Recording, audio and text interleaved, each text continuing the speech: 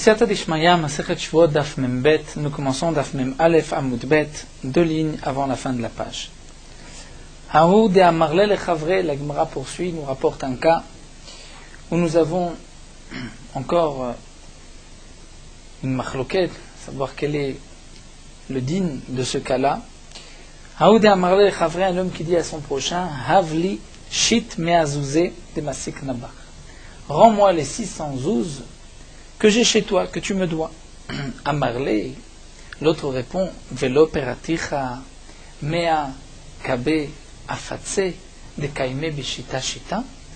N'est-ce pas que je t'ai rendu 100 cabines sans mesure de afatim de glands avec lesquels, nous dit Rashi, on se servait pour tanner les peaux, qui de kaime bishita shita. Chaque cave vaut 6, et donc si je t'ai donné 100 cabines, je t'ai donné 600 zouzines, donc je t'ai rendu ton argent.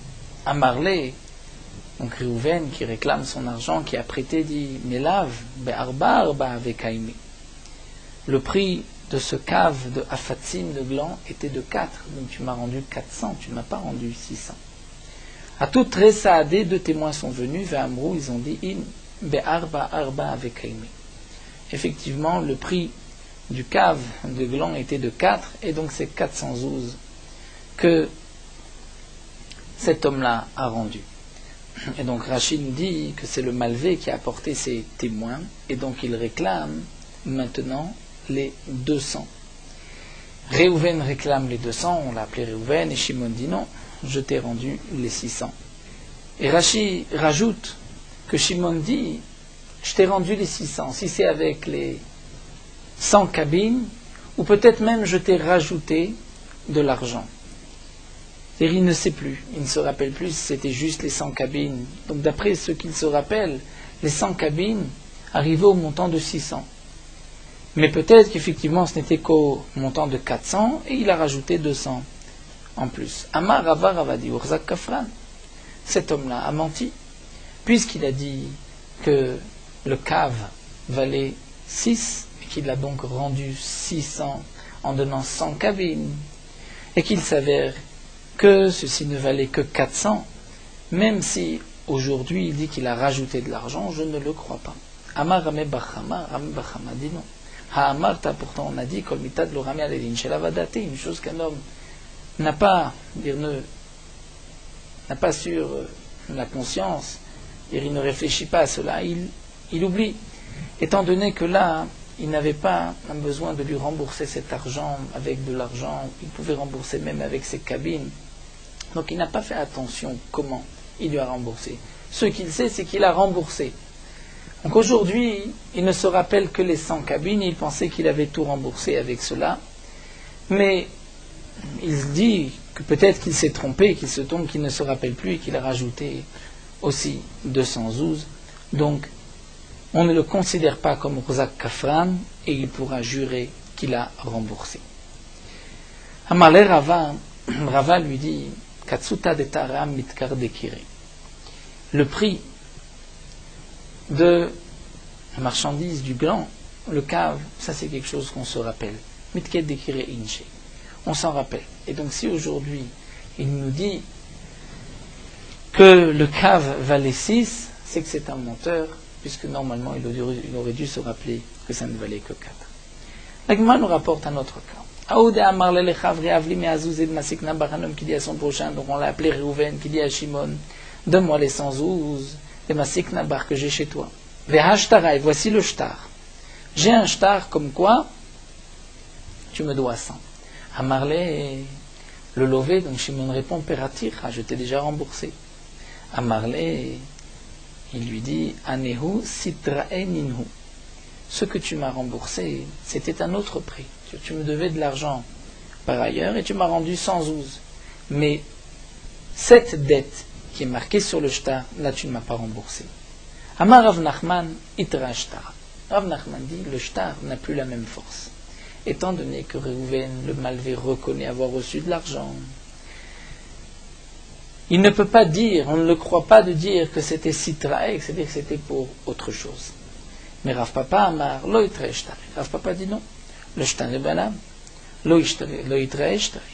Peut-être qu'effectivement, il lui a rendu de l'argent qui n'était pas la somme, dire le prêt marqué dans ce shtar. La preuve, c'est qu'il y a encore un shtar. Sinon, on aurait dû déchirer le shtar. La Gemara continue, Rav Papa, Maïshena, Mehoud, Amar, Lechavre, Abli, Meazouze, Masekna, Barva, Ashtara. La Gemara dit, mais d'après Rav Papa, quelle est la différence avec le cas d'un homme qui dit à son prochain, rends-moi les 100 zouz, que tu me dois, et voici le shtar, comme quoi tu me dois 100 zouz. Amarle et Shimon, donc celui qui a emprunté dit, Lav et Toré, Yahavtali, n'est-ce pas que Lav Atoré, Yahavtali, n'est-ce pas que tu m'as donné cet argent pour que j'achète des taureaux, pour les égorger, pour vendre la viande et pour qu'on puisse partager les bénéfices? Ve'atit, ve'itivat, amasarta, ve'kabila zuzach. Et donc en fin de compte, je les ai amenés à l'endroit à Masata où on avait l'habitude de vendre la viande, et tu as reçu une partie de ton argent. Vers Marley, et donc celui qui a prêté l'argent, Reuven dit, Anehu sitraininu. Non, ça c'est de l'argent que tu me devais par ailleurs, que tu m'as remboursé. Vers Maraf Papa et Rav Papa dit à ce moment-là, Itra Eshtara, que le shtar a perdu de sa valeur, étant donné qu'il reconnaît avoir reçu de l'argent. Donc quelle est la différence avec notre cas? Au Rav Papa dit Loïtra Eshtara. Pourquoi dans le cas de cet argent dont Shimon prétend qu'il a été donné pour acheter des taureaux, pourquoi lorsqu'il dit Anesutraininu, le shtar perd de sa valeur? Alors la Gemara répond à Tam, Kevan de Kamar Atoré Yahaftali. Étant donné que là-bas il lui a dit tu m'as donné cet argent pour acheter des taureaux, Umitore Shakalt, et effectivement, il avoue qu'il a pris de l'argent de la vente de ces taureaux, là il shtara. Là le shtar a perdu de sa valeur. Étant donné que Shimon dit mais tu m'as donné de l'argent pour acheter des taureaux, Reuven reconnaît qu'il a pris une somme lorsqu'on a vendu les taureaux. Donc là il ne peut pas dire que c'est de l'argent, c'est traite nous pour autre chose, donc le shtar a perdu de sa valeur. Mais acha, imo c'est traite nous. Mais ici c'est différent. Reuven dit à Shimon rends-moi 100. Shimon dit je t'ai déjà remboursé, il dit tu m'as remboursé pour une autre dette. Là le shtar est encore valable. Maya ve'ala, demande la Gemara, alors quel est l'alra, quel est le din? Rav Papi Amar, lo itreshter. Rav Papi dit que le shtar, lo itreshter, est encore valable. Et Rav Shishat Berid et Rav Idi Amar, itreshter, le shtar n'est pas valable, il cheta itreshtara, et donc Reuven ne peut pas venir réclamer son argent. Ve'animile, mais seulement dans le cas des parebat pesaade, où il a remboursé devant des témoins. Ve'lo itkar le shtara. Et il ne s'est pas rappelé de reprendre le shtar. Aval pare ben didé les didé. Mais s'il avait remboursé sans témoins, entre eux, Shimon a remboursé à Reuven, alors, dans ce cas-là, migod et yachol les mimar, c'est-à-dire là on donne de la force à Reuven, puisque Reuven aurait pu dire, lo ayud varim olam, tu ne m'as jamais remboursé. Donc lorsqu'il dit, yachol namel les mimar, c'est très nino, il peut dire, c'est de l'argent que tu me devais par ailleurs et que j'ai repris, on le croira parce qu'il a un migo, étant donné qu'il n'y a pas de témoin. Donc là, la chance, c'est qu'effectivement, lorsque Reuven dit à Shimon, rends-moi l'argent que tu me dois, Shimon lui dit, mais je t'ai remboursé. Reuven reconnaît avoir reçu cet argent. Le shtar perd de sa valeur, il ne peut pas réclamer l'argent à Shimon. Dans le cas où le remboursement s'est fait devant des témoins. Mais si c'était entre eux, là on dira que Reuven a encore une force avec son shtar, il peut réclamer cet argent. Et comme le cas rapporté dans la Gemara, Rachid nous rapporte dans la Masechet Ketubot, de Avimi Berid Rava, où un tel cas s'est présenté à lui. La Gemara continue avec un autre cas. Aoud Amar Lechavre, un homme qui dit à son prochain, Rachid nous explique, c'est le lové, celui qui emprunte. Donc nous l'avons appelé Shimon, qui dit à Reuven, devant des témoins, au moment où il prend cet argent, et il lui dit, Neemanatala, c'est-à-dire je te fais confiance. Mais Natli, dans la chaîne de l'Agma, je te fais confiance, je te crois, que si demain tu dis je n'ai pas reçu cet argent, je ne pourrai pas dire je t'ai remboursé. Donc c'est que Shimon, le lové, prend sur lui. Il dit ta parole sera donc celle qui fera fait de loi. Si tu dis que je ne t'ai pas remboursé, je ne pourrai pas dire que je t'ai remboursé. Même Natli, je te crois, je te donne donc maintenant la Nemanut Kolema de Amartali, quand tu diras à l'Oparana que je n'ai pas remboursé, je ne pourrai pas dire je t'ai remboursé. Mais Azal paraît Bapesade. En fin de compte, il a remboursé devant 2 témoins. Il a remboursé devant 2 témoins. Et bien sûr, Réhouven réclame l'argent, il dit « Je n'ai rien reçu ». Abaye veravada amretar vayua himne. Abaye Rava dit qu'étant donné que Shimon m'a dit « Je te croirai » lorsque tu diras que tu n'as pas reçu d'argent, donc il est obligé maintenant de payer, bien qu'il y a des témoins, mais il a donné une force à la parole de Réhouven. Donc Réhouven dit qu'il n'a pas reçu, il doit rembourser. Rav Papa dit non. C'est vrai qu'il a donné plus de force à la parole de Réhouven par rapport à sa propre parole. C'est-à-dire que Shimon dit, si demain, toi Réhouven, tu dis que je ne t'ai pas remboursé, alors on te croira et on ne me croira pas si je dis que j'ai remboursé. Mais ça ne veut pas dire que Shimon a donné plus de force à Réhouven que des témoins. Est-ce qu'il lui a donné plus de force que des témoins? Ça, on ne dira pas. Un autre cas rapporté dans la Gemara, où Damar le-Chavre, un homme qui dit à son prochain, Memnatli kebetre, je te donne une manout, je te crois comme 2 témoins. Kolema Damar taloparana. Si tu dis que je n'ai pas remboursé, je devrais rembourser comme s'il y a 2 témoins. En fin de compte, Azal paraît Bapetlata. Il a été remboursé devant 3 témoins. Amar Rav Papa dit, kebetre imne, kebetlata lo imne. Rav Papa dit que Shimon a donné confiance à Réhouven comme 2 témoins, mais pas comme 3. Donc puisque maintenant il y a 3 témoins qu'il a remboursés, les 3 témoins vont l'emporter contre les 2. Dans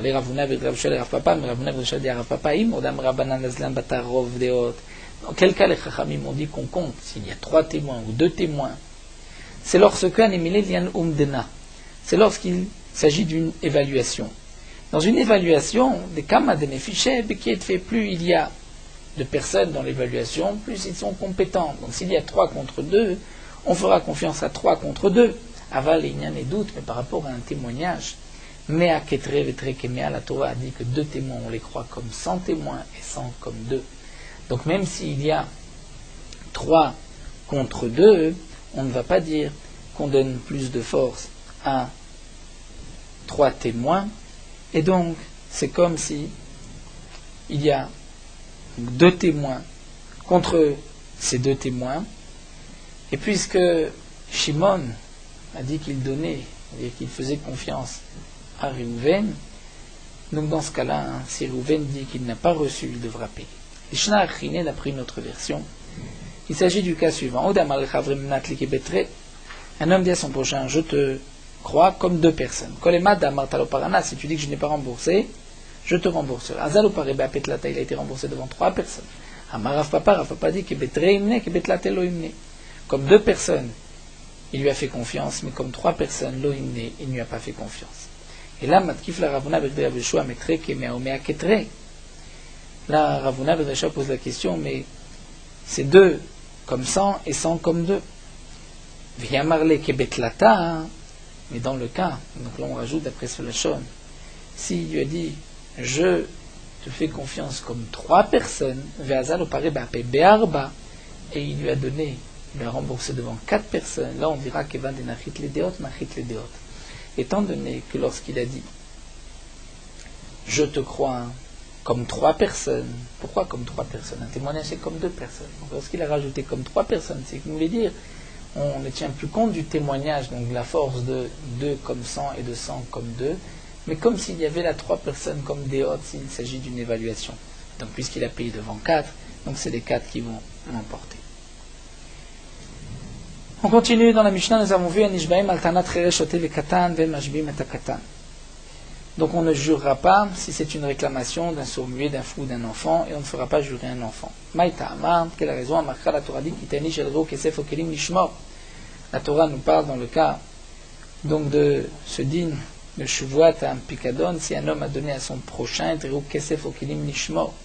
Ven Netinat Katan Klum. Donc c'est marqué Kiten Ish, lorsqu'un homme donne. Mais si c'est un enfant qui a donné, on n'en tient pas compte, donc on ne pourra pas exiger une shuvua. Aval nishbaim le katan vele egdesh, mais on pourra jurer pour un enfant, pour un egdesh. Et donc là, la Mishnah a l'air de se contredire, puisqu'au départ, nous avons vu en majbim ta katan, ve en nishbaim altanat katan, et là on voit nishbaim la katan.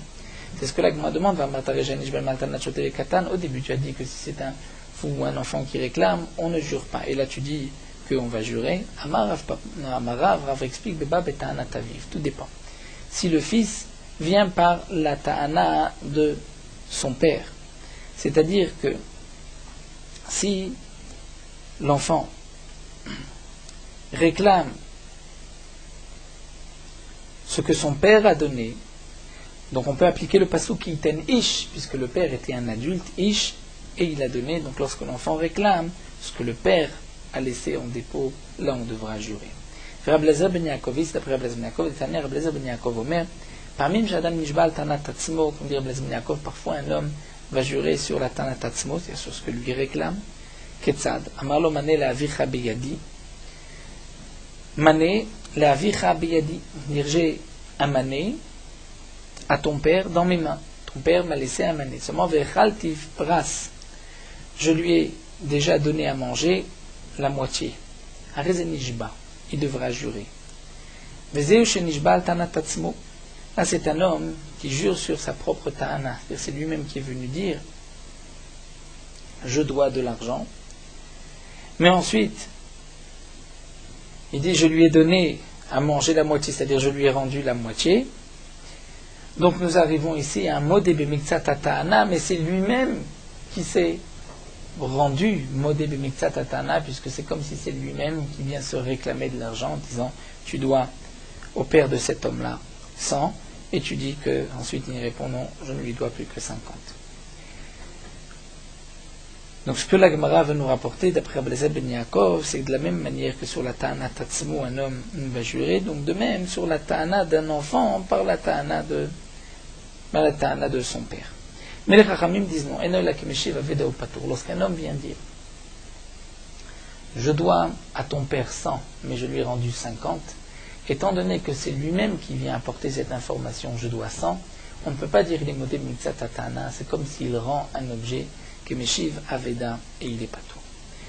La Gemara demande vers Rabbi Eliezer ben Yaakov l'etle Meshiv Aveda Patour. Rabbi Eliezer n'a pas ce principe-là de Meshiv Aveda. Nous avons déjà étudié, nous savons, un homme a trouvé un portefeuille dans la rue, il voit un nom, il vient le rendre à son propriétaire, le propriétaire compte les billets, il dit il manque, tu m'as pris une partie. Est-ce qu'on va le faire jurer? Si c'est ainsi, personne ne ramassera et ne rendra de portefeuille. Donc les Chachamim m'ont dit, dans une Ashavat Aveda, on ne fait pas jurer. Pourquoi dans ce cas-là, où c'est lui-même qui vient dire, je dois à ton père 100, mais je lui ai rendu 50, je lui ai rendu la moitié, pourquoi on devra le faire jurer? Quelle est la raison de Rabbi Eliezer ben Yaakov? Amar Rav, et Rav répond, Meshitano Katan. Il y avait une ta'ana d'un Katan, d'un Yatom, d'un orphelin Katan, qui vient dire, mon père t'avait laissé 100. Il lui répond, c'est vrai qu'il y avait 100, mais j'ai remboursé 50.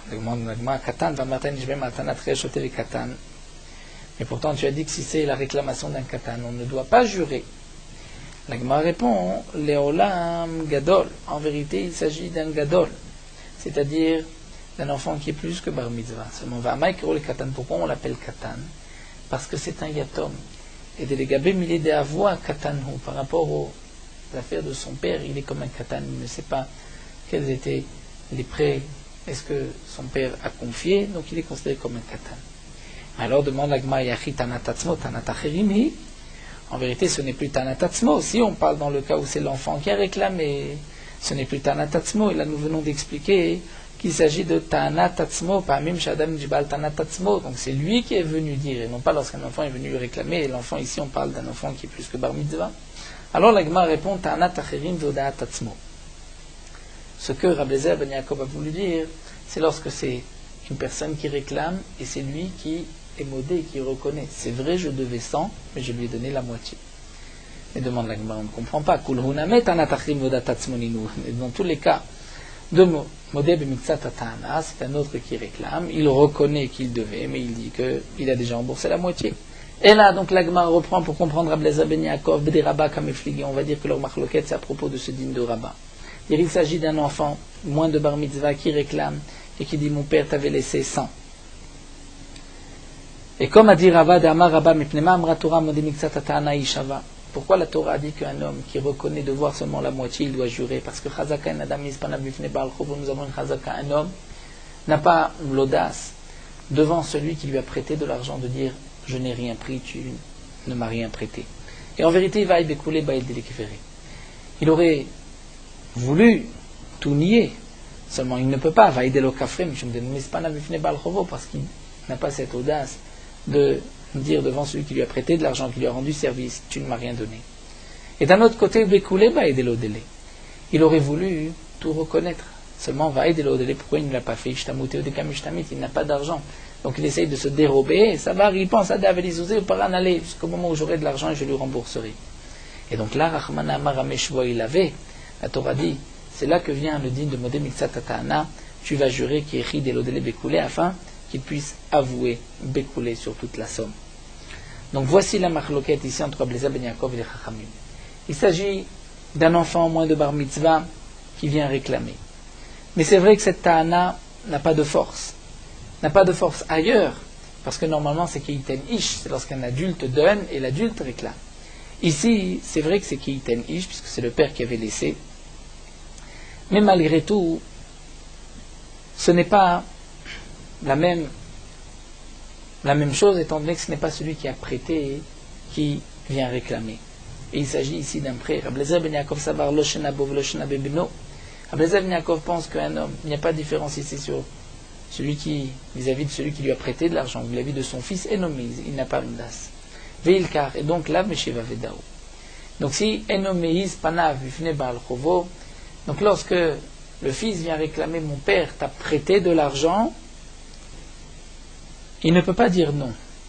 Donc lorsqu'il dit mais je lui ai rendu la moitié, il est modé Miksatana, il faudra jurer. Verabanan c'est vrai, Befanav ou les nommés, ils me disent non.